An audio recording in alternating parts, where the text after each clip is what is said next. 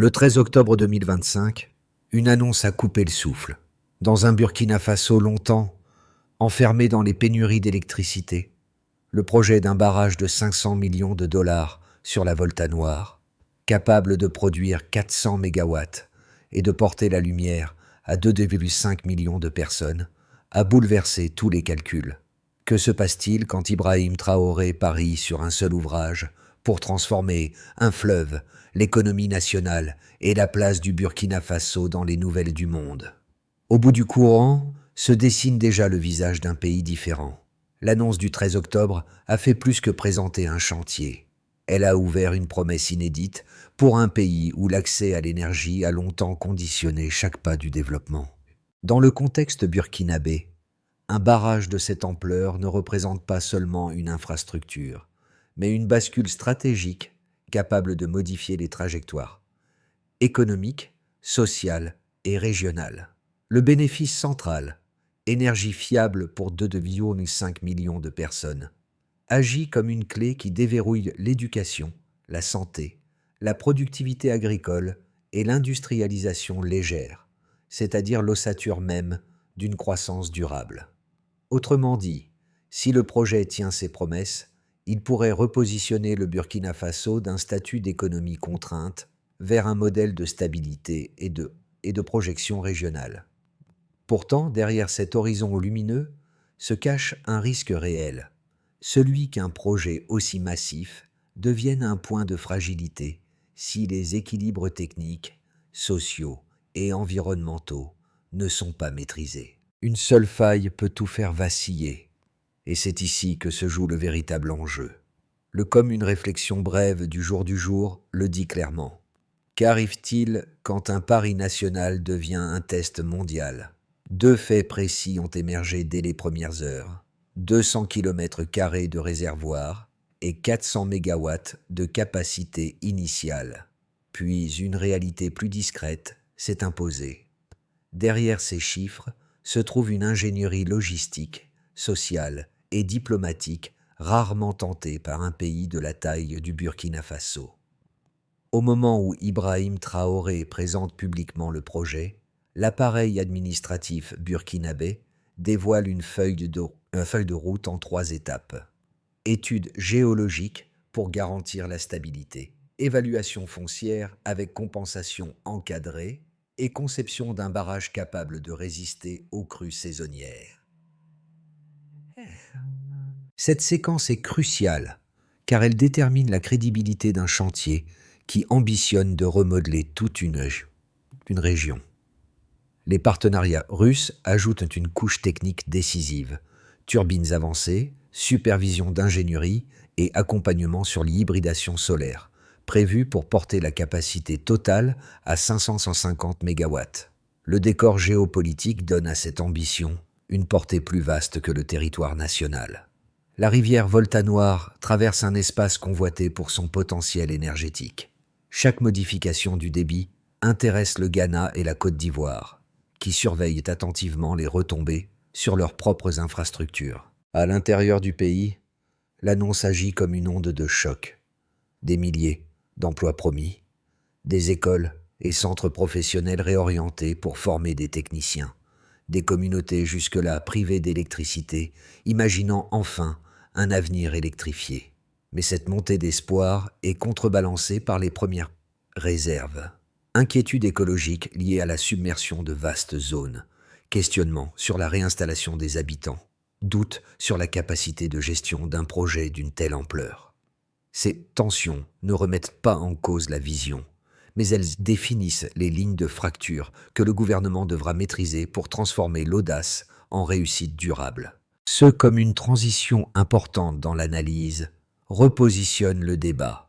Le barrage n'est pas un simple ouvrage hydraulique, mais l'articulation entre technique, souveraineté et stabilité sociale, une équation délicate que le Burkina Faso devra résoudre pas à pas. Pour comprendre comment un projet d'infrastructure devient un moteur social, il faut regarder ceux qui le vivent au quotidien. Dès les premières semaines suivant l'annonce, 2 groupes ont émergé comme figures représentatives de cette transition. Les jeunes techniciens en formation accélérée, et les agriculteurs riverains de la Volta Noire, dont la vie a basculé avant même l'arrivée des premières turbines. Le premier, dans un petit récit concret, concerne une cohorte d'étudiants de Ouagadougou, inscrits dans un programme technique réadapté pour accompagner le chantier. Beaucoup n'avaient jamais eu accès à des équipements industriels modernes. En quelques mois, ils se retrouvent à manipuler des simulateurs de turbines, à apprendre la maintenance électrique et à préparer l'intégration solaire prévue dans la seconde phase du barrage. Ce basculement rapide crée une nouvelle génération de techniciens, indispensables pour réduire la dépendance du Burkina Faso aux équipes étrangères. Le second, dans un petit récit concret, se déroule plus au sud, dans les villages proches de la future zone de réservoir. Là, les agriculteurs commencent déjà à percevoir l'arrivée d'un système d'irrigation stabilisé, même avant la mise en eau complète. Les études préalables et les travaux préparatoires ont impliqué des ingénieurs hydrologiques qui expliquent comment la régularité du débit pourrait, à terme, augmenter les rendements de mil et de sorgho. Certains exploitants ont déjà modifié leur cycle de culture en prévision de cette nouvelle stabilité. Ces trajectoires humaines donnent un aperçu du potentiel transformatif du barrage, bien avant son fonctionnement total. Elles montrent comment une infrastructure peut modifier des pratiques, des attentes et des horizons.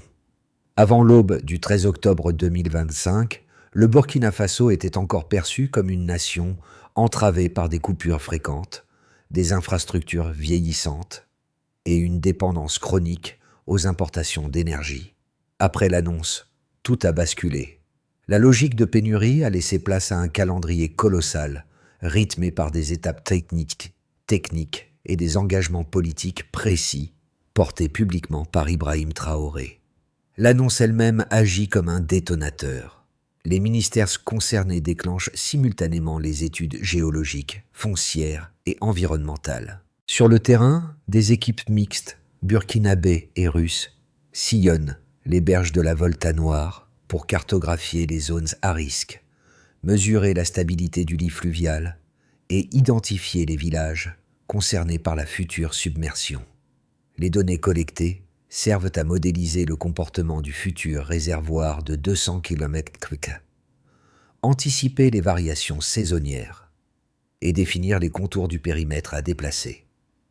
Pendant ce temps, les communications officielles insistent sur la nécessité d'une gouvernance transparente afin d'éviter toute dérive. Le pays entre dans une phase où chaque heure compte, car la faisabilité du projet repose sur une synchronisation parfaite entre technique, diplomatie et acceptation sociale. Lorsque les travaux lourds commencent, la dynamique change d'échelle. Les premières fondations du barrage sont coulées. La zone logistique se structure et plus de 15 000 emplois se matérialisent autour des chantiers. La pression monte. Chaque retard peut compromettre les livraisons de turbines. Chaque erreur dans la gestion des populations déplacées peut déclencher une crise interne. Les écologistes dénoncent l'impact potentiel de la submersion, estimant que 200 km d'écosystèmes risquent d'être profondément reconfigurés. Au Ghana et en Côte d'Ivoire, les autorités mettent en place des cellules de suivi du débit transfrontalier pour anticiper les conséquences sur l'agriculture et l'hydroélectricité en aval. En parallèle, l'intégration solaire prévue pour porter la capacité totale à 500-150 MW attire l'attention des experts internationaux, qui reconnaissent la rare ambition d'un modèle hybride dans cette région du Sahel. À Ouagadougou et Bobo-Dioulasso, l'opinion publique oscille entre fierté et prudence. Chaque avancée technique devient un sujet médiatique. Chaque obstacle, une tension à désamorcer. Ibrahim Traoré, présent sur plusieurs phases du chantier, renforce son image de leader engagé, mais il porte aussi la charge politique d'un pari national. Une fois les infrastructures principales en place, la dynamique s'étend au-delà du chantier. Les écoles techniques reconfigurent leurs programmes.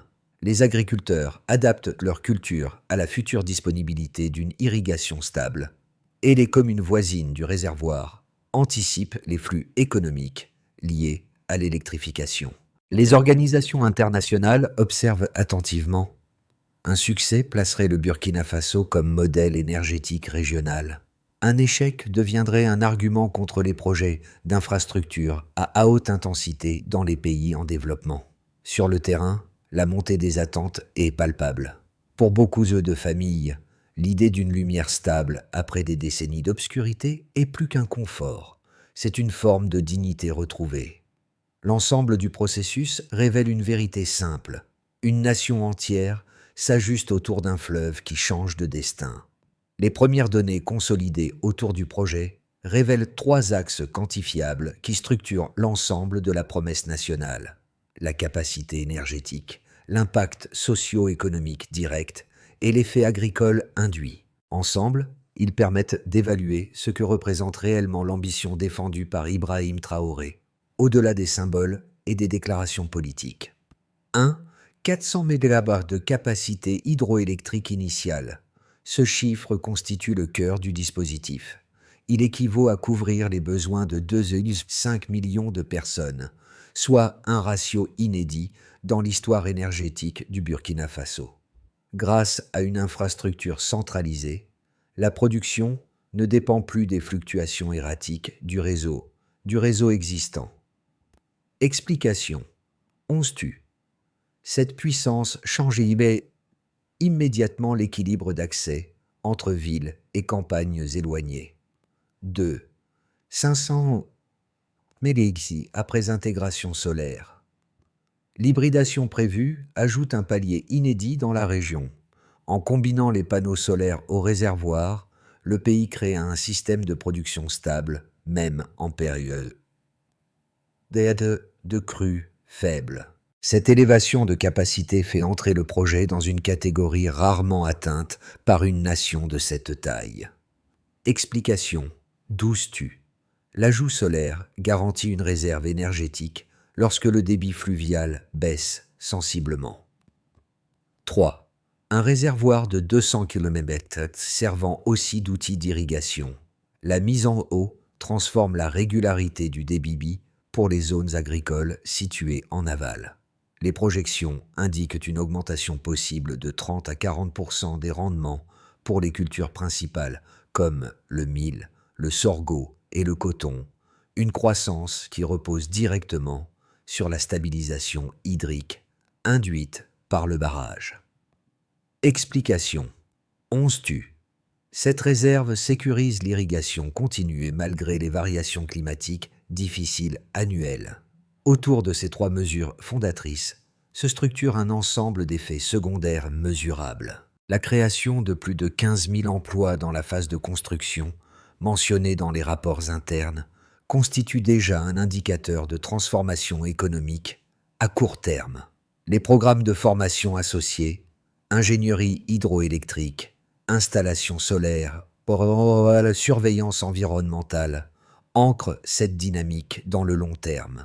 Les écoles techniques remplacent progressivement les filières théoriques par des modules pratiques adaptés au chantier, créant un capital humain plus solide que tout investissement matériel isolé. Mais ces chiffres n'ont de sens que si l'on comprend leur articulation. L'énergie permet l'électrification des hôpitaux. L'électrification des hôpitaux permet la conservation sécurisée des vaccins. La conservation des vaccins réduit la mortalité évitable. L'irrigation régulière augmente les rendements agricoles. L'augmentation des rendements stabilise les revenus ruraux. La stabilité économique réduit la pression migratoire interne. La montée en compétences des techniciens locaux diminue la dépendance aux ingénieurs étrangers. La réduction de cette dépendance renforce la souveraineté. Chaque valeur brute ouvre une chaîne causale complète. Ces données ne garantissent pas le succès final, mais elles établissent un socle mesurable, vérifiable et comparable à d'autres cas africains. Elles montrent surtout pourquoi le débat dépasse les frontières. Un pays longtemps décrit comme fragile démontre qu'un projet structurant peut modifier ses lignes de force internes. L'essentiel tient dans une équation. Des chiffres solides dessinent un avenir possible. 2 positions fortes se sont imposées dès les premiers mois du projet, chacune portée par des arguments cohérents et ancrés dans l'expérience des grands barrages africains. Pour comprendre la solidité du choix burkinabé, Il faut d'abord traiter ces deux thèses à leur meilleur niveau, avant d'y opposer une réponse fondée sur les données réelles déjà observables sur le terrain. On peut d'abord considérer une première idée. Le barrage est trop ambitieux pour un pays aux capacités administratives limitées. Les tenants de cette position rappellent que des projets similaires au Sahel ont connu des retards majeurs, des dépassements de coûts ou des tensions sociales liées au déplacement de population. Ils soulignent également que la coordination entre acteurs étrangers et institutions locales a souvent créé des frictions, entraînant des ralentissements imprévus. Ce scepticisme s'appuie sur un historique régional réel et difficile à ignorer. Une deuxième idée mérite aussi d'être examinée. L'impact écologique sera plus lourd que les bénéfices annoncés.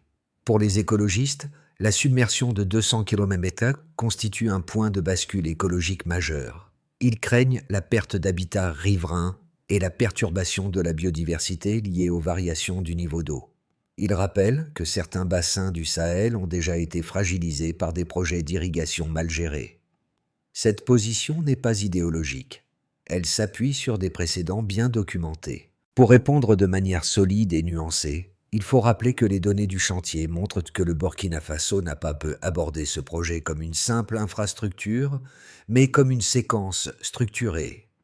Études géologiques préalables, évaluations foncières avec compensation, conception résistante aux crues, intégration hybride pour atteindre 500-150 MW et supervision technique russe pour les turbines et l'ingénierie. De plus, la création de plus de 15 000 emplois et la formation accélérée des techniciens locaux témoignent d'une anticipation visant à réduire les risques structurels évoqués.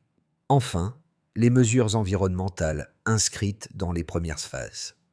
Phase : surveillance hydrologique, stabilisation du débit, planification d'irrigation, montrent que l'impact écologique n'est pas ignoré, mais intégré dans un dispositif de gestion continue.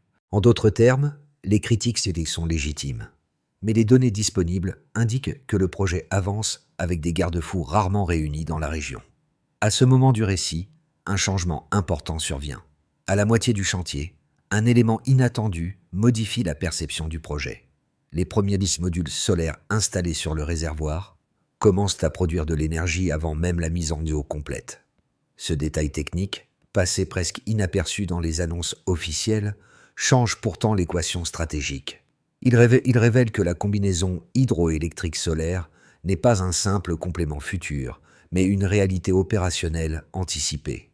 Les ingénieurs russes et les équipes locales confirment que cette montée en puissance progressive permettra de stabiliser certaines zones du réseau, donnant un aperçu concret du potentiel total de 550 MW annoncé. Dans les régions proches de la Volta Noire, l'effet psychologique est immédiat. Les communautés qui attendaient le grand basculement voient désormais des résultats tangibles, même partiels. Pour Ibrahim Traoré, cette avancée technique devient un argument politique fort. Elle prouve que le pays peut activer un modèle énergétique hybride sans attendre la fin du chantier principal, ce qui réduit les risques de dépendance aux conditions hydrologiques. Ce midpoint montre surtout une chose. La trajectoire du barrage ne suit pas une progression linéaire, mais une montée par paliers, chacun plus structurant que le précédent.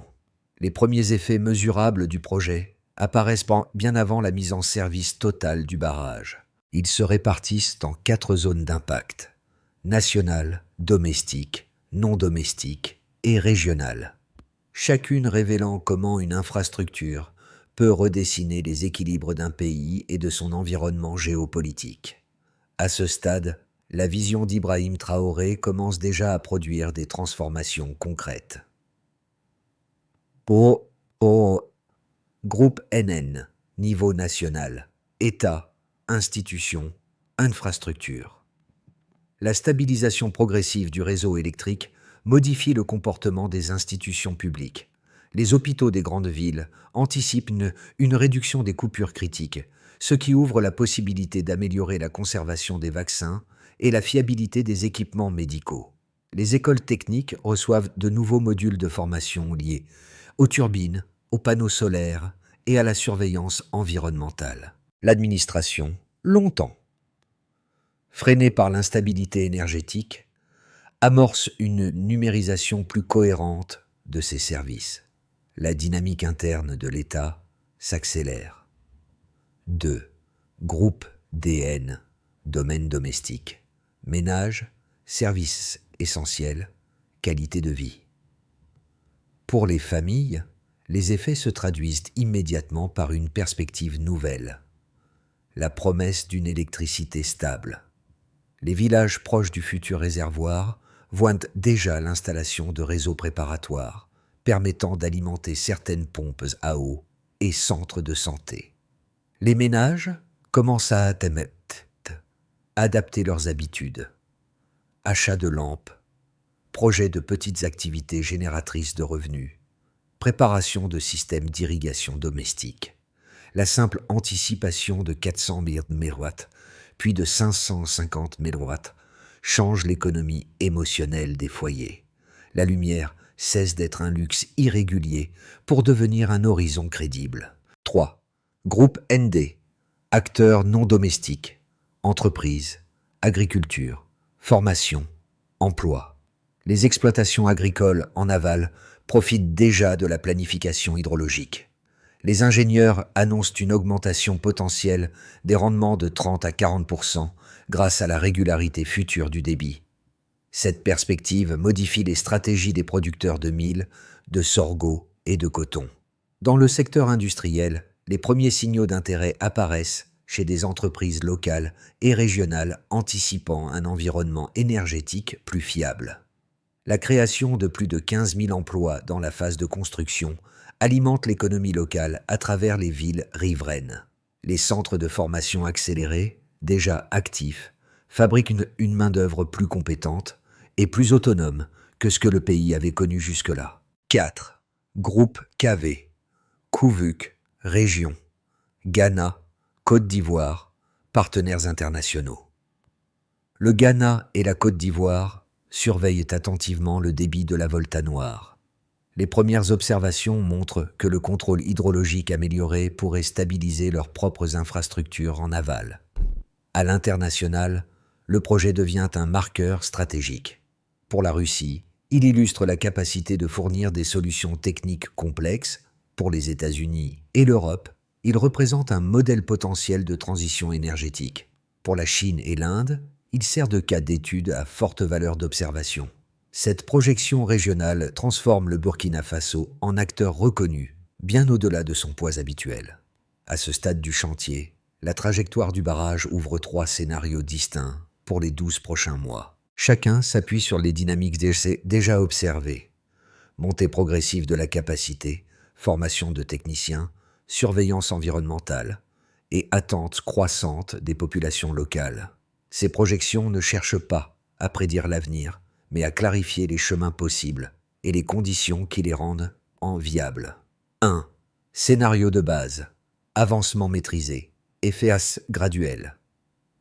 Dans ce scénario, les travaux se poursuivent selon le rythme actuel. Les infrastructures principales sont consolidées, les modules solaires se montent progressivement en puissance, et les systèmes d'irrigation expérimentaux se stabilisent autour du réservoir de 200 km/s. Les écoles techniques continuent de livrer des cohortes de techniciens formés à la maintenance hydraulique et solaire. Les villages proches de la Volta Noire observent une amélioration progressive de l'accès à l'électricité, même si la distribution reste encore partielle. Le Burkina Faso maintient un niveau de crédibilité élevé auprès des partenaires internationaux. Ce scénario est le plus probable car il s'aligne sur l'inertie actuelle du projet. 2. Scénario optimiste. Effet d'accélération et consolidation géopolitique. Ici, la montée en puissance des modules solaires se déroule plus vite que prévu. La capacité hybride s'approche plutôt de son seuil annoncé de 550 MW. Cela stabilise certaines zones du réseau national et réduit les coupures dans les grands centres urbains. L'agriculture en aval bénéficie d'un début de régularisation hydrologique, avec des rendements qui amorcent déjà la courbe attendue de 30 à 40%. Sur le plan diplomatique, le Burkina Faso devient un interlocuteur énergétique crédible. Les voisins régionaux renforcent la coordination hydrologique, tandis que des entreprises étrangères manifestent un intérêt plus marqué pour des partenariats industriels. Ce scénario ferait du projet un levier stratégique puissant. 3. Scénario critique. Retard et tensions locales. Dans cette trajectoire, certains facteurs, discontinuité logistique, résistance communautaire ou complications environnementales, ralentissent les phases clés. Les populations déplacées réclament des compensations supplémentaires. Les écologistes multiplient les alertes liées aux zones submergées. La synchronisation entre équipes locales et ingénieurs étrangers devient plus fragile. L'électricité arrive plus lentement que prévu, créant un décalage entre attentes et résultats visibles. Sur le plan international, la prudence remplace l'enthousiasme. Lorsque les premiers effets du projet commencent à se matérialiser, ce ne sont pas seulement les indicateurs techniques qui changent, ce sont les perspectives individuelles, les routines familiales et les imaginaires collectifs.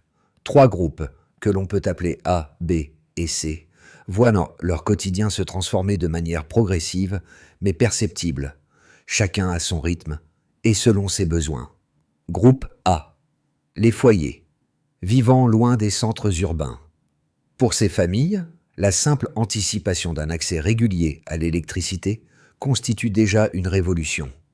Les villages proches du futur réservoir adaptent leurs soirées. Réunions communautaires plus tardives, possibilité d'étudier après le coucher du soleil, premiers appareils électriques envisagés. La stabilité énergétique cesse d'être un concept lointain et devient une perspective crédible. Cette bascule émotionnelle modifie la manière dont ces foyers planifient leur avenir. Groupe B. Les jeunes en formation et les nouveaux travailleurs techniques. Les centres de formation accélérée redéfinissent les trajectoires professionnelles. Beaucoup de jeunes, autrefois destinés à des emplois instables, découvrent un horizon de compétences durables. Maintenance hydraulique, installation solaire, surveillance environnementale. Les premières promotions sortantes commencent à participer directement aux travaux, créant une relation de responsabilité et de fierté vis-à-vis du projet. Pour eux, le barrage représente non seulement une source d'énergie, mais aussi une mobilité sociale inédite. Groupe C. Les petits producteurs agricoles et les commerçants locaux. La perspective d'une irrigation stabilisée change profondément les décisions prises dans les exploitations. Certains agriculteurs ajustent déjà leur cycle de culture en prévision de rendements plus fiables. Les commerçants des bourgs riverains anticipent une hausse du trafic, marché plus actif, nouvelles échoppes, dynamisme économique accru. Le barrage devient un catalyseur d'activité avant même d'être pleinement opérationnel. Dans la seconde moitié du chantier, la question centrale devient: comment garantir que les ambitions du barrage se traduisent en résultats stables, mesurables et durables? Pour répondre à cette exigence, une loterie en 5 blocs s'impose, structurée autour des responsabilités, des échéances et des indicateurs de suivi. C'est quand cette architecture qui permettra à la vision d'Ibrahim Traoré de se transformer en système fonctionnel. Étape 1. Stabiliser la gouvernance technique. 3-6 mois. Responsable. Ministère de l'énergie et ingénieurs russes. Action. Finaliser les protocoles de maintenance hydraulique et calibrer les modules solaires déjà installés. Calendrier. Avant la montée complète du réservoir. Indicateur. Taux de disponibilité des turbines pilotes et cohérence des relevés hydrologiques. Étape 2. Sécuriser les communautés réinstallées. 6-12 mois. Responsable. Ministère de l'Action sociale et autorités locales. Action. Garantir les compensations prévues. Stabiliser les zones d'accueil. Assurer les services essentiels. Calendrier. Par phase, selon l'avancement du remplissage. Indicateur. Niveau de satisfaction communautaire et accès effectif à l'eau, à la santé et à l'éducation. Étape 3. Accélérer la formation des techniciens. 3-9 mois. Responsable. Écoles techniques et partenaires internationaux. Action. Certifier les compétences en maintenance hydroélectrique et en gestion solaire. Calendrier. Avant la mise en service intégrale. Indicateur. Nombre de techniciens certifiés comparé aux besoins opérationnels du barrage. Étape 4. Optimiser l'irrigation agricole. 9-12 mois. Responsable. Ministère de l'Agriculture et hydrologue. Action. Déployer les premières grilles. Grille d'irrigation synchronisée avec le réservoir. Calendrier. Dévalidation de la stabilité du débit. Indicateur. Variation des rendements et régularité des cycles hydriques. Étape 5. Structurer la coopération régionale. 6-12 mois. Responsable. Burkina Faso, Ghana et Côte d'Ivoire. Action. Harmoniser les protocoles hydrologiques transfrontaliers. Indicateur. Stabilité du débit et absence de tensions diplomatiques. Lorsque l'on revient vers les visages croisés dans les premières semaines du projet, les jeunes techniciens de Ouagadougou, les agriculteurs des villages proches de la Volta Noire, on comprend que le barrage n'est pas seulement une structure d'acier et de béton. Le motif humain aperçu dans ces microcases prend ici toute son ampleur. Ce sont ces trajectoires silencieuses qui révèlent la portée réelle de l'ambition.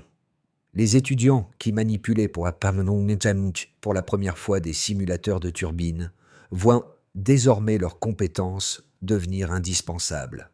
Les agriculteurs qui ajustaient timidement leur cycle de culture anticipent aujourd'hui une irrigation stabilisée et un avenir moins soumis aux aléas climatiques. Dans ce tableau collectif, la figure d'Ibrahim Traoré apparaît non comme un symbole isolé, mais comme un fil conducteur, celui qui a transformé une annonce en mobilisation et une mobilisation en horizon national. Les transformations visibles, formation, irrigation, énergie, prolongent les gestes discrets vus au début du chantier.